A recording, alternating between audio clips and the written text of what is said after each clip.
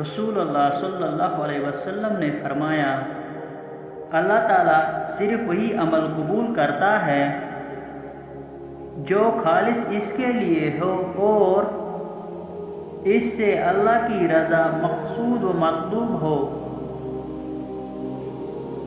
رسول اللہ صلی اللہ علیہ وسلم نے فرمایا، اگر عورت اپنی شوہر کی کمائی میں سے اس کے حکم کے بغیر اللہ کے راستے میں خرچ کر دے تو اسے بھی آدھا ثواب ملے گا۔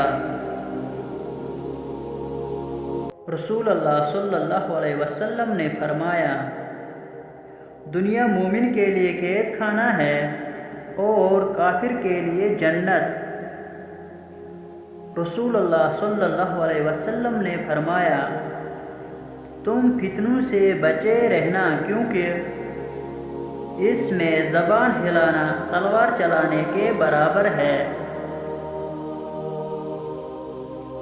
رسول اللہ صلی اللہ علیہ وسلم نے فرمایا، تمہارے رب نے مخلوق کو پیدا کرنے سے پہلے اپنے ہاتھ سے اپنے لیے لکھا تھا، بے شک میری رحمت میرے غصے پہ غالب ہے۔ حضرت علی رضی اللہ عنہ نے فرمایا، دل میں تمہارے دعا کا خیال تب ہی آتا ہے جب اس رب نے ان کو قبولیت کا درجہ عطا کرنا ہوتا ہے۔